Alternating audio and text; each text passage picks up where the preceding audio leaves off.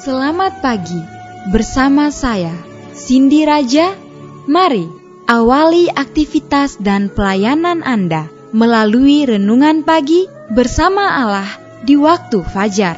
Dengan doa dan bimbingan darinya, kita dapat diyakinkan bahwa pada hari yang mulia itu, ketika Yesus kembali untuk mengklaim miliknya, bahwa kita akan menunggunya di sana dengan tangan terbuka dan disambut ke hadiratnya yang kekal.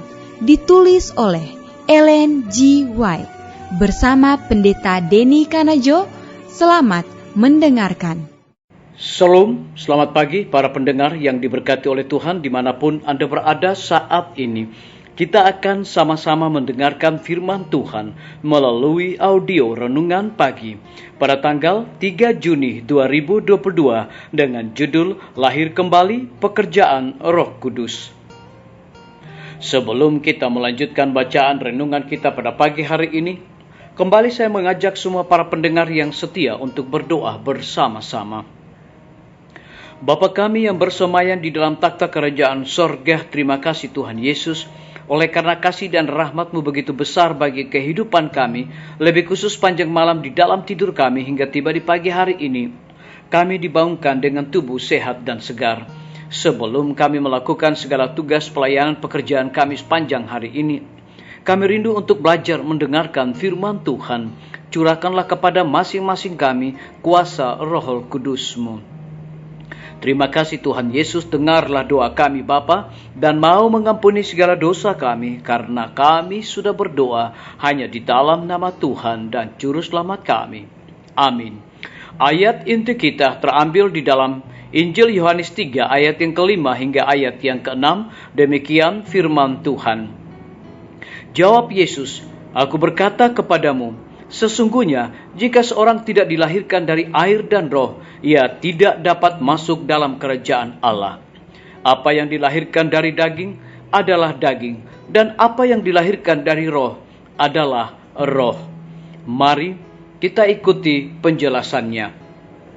Tiada penemuan manusia yang dapat menemukan suatu penawar bagi jiwa yang berdosa. Pencerahan hati itu wajib dibersihkan sebelum alirannya dapat menjadi bersih. Orang yang mencoba hendak mencapai sorga oleh perbuatannya sendiri dalam memelihara hukum Allah berarti mencoba sesuatu yang mustahil. Tidak ada keselamatan bagi seorang yang memiliki hanya sekedar suatu agama resmi, sesuatu rupa peribadatan belaka. Kehidupan orang Kristen bukannya sesuatu perubahan sedikit atau perbaikan dari kehidupan yang lama, melainkan perubahan seluruhnya dari segala sifat. Ada kematian terhadap diri dan dosa, dan satu kehidupan yang semata-mata baru. Perubahan ini dapat terjadi hanya oleh pekerjaan Roh Kudus yang berhasil itu. Angin terdengar di antara cabang-cabang pohon, menggersak dedaunan dan bunga-bungaan, namun angin itu tidak kelihatan, dan tiada seorang pun mengetahui dari mana datangnya atau kemana perginya. Demikianlah halnya dengan pekerjaan Roh Kudus di dalam hati. Tidak ada hal yang dapat menjelaskannya lebih jelas daripada gerakan angin. Seorang boleh jadi tidak dapat menyebutkan waktu atau tempat yang tepat, atau mengingat kembali semua keadaan dalam proses pertobatan, tetapi hal ini tidak membuktikan bahwa ia tidak bertobat. Dengan alat yang tidak tampak seperti angin, Kristus selalu bekerja di dalam hati, sedikit demi sedikit, dengan tidak disadari oleh si penerima. Kesan-kesan ditanamkan yang berlanjut kepada menarik jiwa itu kepada Kristus. Ini boleh jadi diterima oleh merenungkan tentang Dia, oleh membaca Alkitab, atau oleh mendengar sabda Allah dari pengkhotbah yang hidup. Tiba-tiba ketika roh itu datang dengan bujukan yang lebih terarah lagi, maka jiwa itu pun menyerahlah dengan suka hati kepada Yesus. Permulaan penebusan dapat kita ketahui di dunia ini oleh pengalaman pribadi. Disalin dari buku Alfa dan Omega, jilid 5, halaman 172 dan 173. Biarlah bacaan renungan kita saat ini akan menjadi berkat bagi kita semua. Mari kita tunduk kepala dan kita berdoa.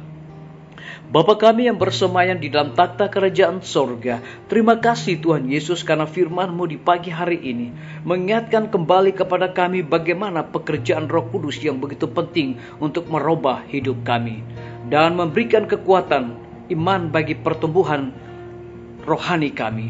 Oleh sebab itu Bapa, terpujilah nama-Mu ya Tuhan, dan lebih daripada itu memberikan penekanan kepada kami. Angin terdengar di antara cabang-cabang pohon yang menggersak dedaunan dan bunga-bungaan, namun angin itu tidak kelihatan dan tidak seorang pun mengetahui dari mana datangnya atau kemana perginya. Terpujilah nama Tuhan. Pada pagi hari ini hamba berdoa untuk pemerintah kami. Tuhan memberkati Bapak Presiden bersama Wakil Presiden, para menteri dan seluruh stafnya, Bapak Gubernur bersama dengan wakil, Bapak Wali Kota bersama dengan wakil, Bapak Bupati bersama dengan wakil, camat dan seluruh stafnya, kepala desa, lurah, RT, RW, dimanapun mereka berada saat ini. Kiranya Tuhan lindungi pelihara mereka, curahkan hikmat pengetahuan sorga, agar mereka dapat menjalankan roda pemerintahan di tengah-tengah pandemi saat ini, boleh sesuai dengan amanat dan titah-Mu ya Tuhan.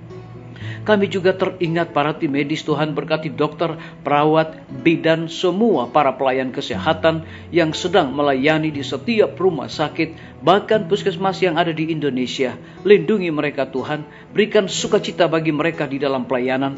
Lebih daripada itu, kami berdoa untuk kelanjutan pembangunan Rumah Sakit Advent Palangkaraya dan juga Rumah Sakit Advent Kupang. Kiranya Tuhan memberkati semua para pengurus Yayasan Rumah Sakit Advent Indonesia, agar mereka dapat memberikan pengawasan yang terbaik untuk para tukang. Kami juga berdoa khusus untuk Dr. Raymond yang Tuhan percayakan oleh organisasi Gereja Tuhan untuk memimpin Rumah Sakit Advent Palangkaraya. Curahkan hikmat, pengetahuan sorga, dedikasi di dalam pelayanan baginya.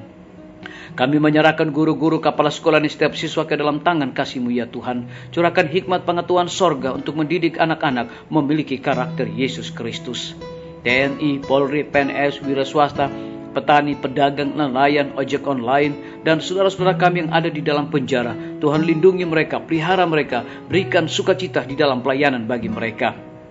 Kami berdoa untuk pimpinan-pimpinan organisasi gereja Tuhan, dari tingkat yang tertinggi sampai kepada gembala jemaat dimanapun mereka berada. Saat ini Tuhan, mereka membutuhkan kuasa Roh Kudus dalam pelayanan mereka.